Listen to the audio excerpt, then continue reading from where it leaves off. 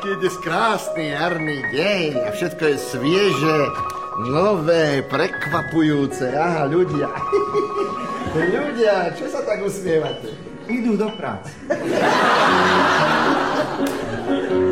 A z rádia znie koncert na želanie a potom správy o pracovných úspechoch. Tiež na želanie. A ja cítim v súlade s celkovou atmosférou, že práve dnes dostanem nejaký krásny, celému ľudstvu užitočný nápad. Áno, takto náhlas fantazíruje na balkóne svojho jednoizbového bytu s príslušenstvom náš hrdina. Zdá sa mu, že rastie, že sa zväčšuje, je plný vitality, energie, potom sa zhlboka nadýchne a rozhodným hlasom povie... Idem si kúpiť mäso. Čo?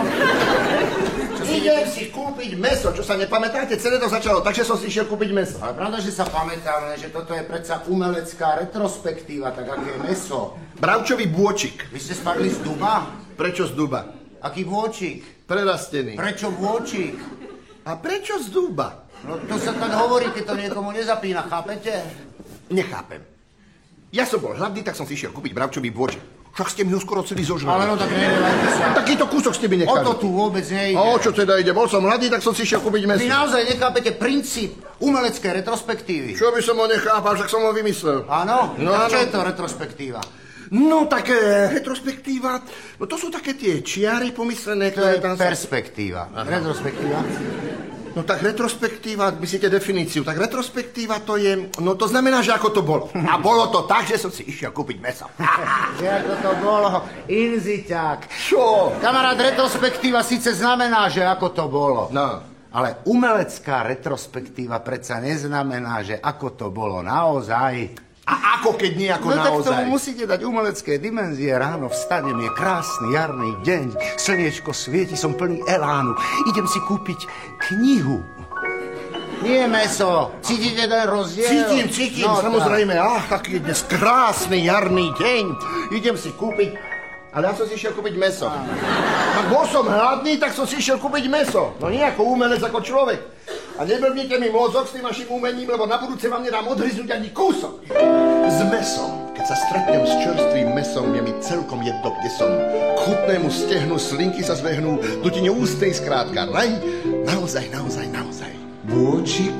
Keď prerastený bôčik z očím, tak som schopný spáchať zločin. Som schopný zabiť, len preto, aby bol bôčik okamžite môj. Kto vie, koľko pojem ovarových kolien, pre bravčové pliecko, zradil by som všetko, pre hovedzí móčing, aj do vody skočím. Občas mám zlý sen, vezme si týdeň. S mäsom nepodlieham nikdy stresom, taký somár totiž nie som, aby som pre tú nešťastnú petu podstúpil kalorickú dietu.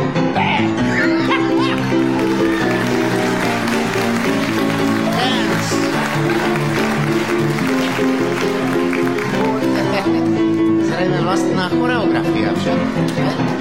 Prosím vás, to je bývalý mladokomik? Ako viete? To poznám na 100 kilometrov, smrdí operetou. Tiež ste boli v operete? Nepamätám sa No na to vás. voľte, ja som hrával v Silver Shadow. Jaj, tak sorry. No. Hop, hej. A dnes som tu len preto, lebo mi vybuchlo zahraničie. A kde vám to No vybuchlo? doma, kde inde. Aha. Dokedy bude ešte blbnúť? Ale veď počkáme, je to starý človek, unaví sa. Hop, Prosím vás, Čo je? Čo mám vidieť? prepáčte, ale ja sa vás chcem opýtať, máte vôbec boďák? Čo to? Boďák, ako to ide za sebou, máte? No pravda, že boďák. Koľko chcete? To je čo? Boďák, ako to ide za sebou? Umret? Čo to je umret? Čo umret? Umret, to je skrátka. Umret. Umelecká retrospektíva. Ďakujem. Práve prebieha. Kde je tu bufet? Ale no tak hádam, nechcete ísť do tohoto bufetu, keď je umret. Umret nemám v zmluve. Ani bufet nemáš v zmluve, kamarát. A to mám umret od hladu? No, to sme si vybrali zase takého vtipálka. No. Tu máte. Rožok. To bolo reči o mese a teraz rožok. Viete, kde si ho môžete? Položte ho na klavír. Sme lesom, keď sa stretnem s mladým mesom, vždy mi zíde na že som ženatý šťastne a tak len žasnem. Ten pohľad to je skrátka raj, naozaj oči hladkajú jej ladný vôčik. Na môj dušu stačí krôčik, viem celkom iste, Ježiši Kriste, že vôčik by bol raz dva môj. Viem, že býva bitka, o jej plné lítka, že je neposedná, prezrádzajú stehná. kto zamierí vyššie, Rozum by prišiel, radšej držať chcem, vezme si týdeň. s mesom, s mladým mesom, neúspel som s mesom. Tak sa radšej prejdem lesom, slniečko svieti, vezmem aj deti. Nastali roky prísnej diety.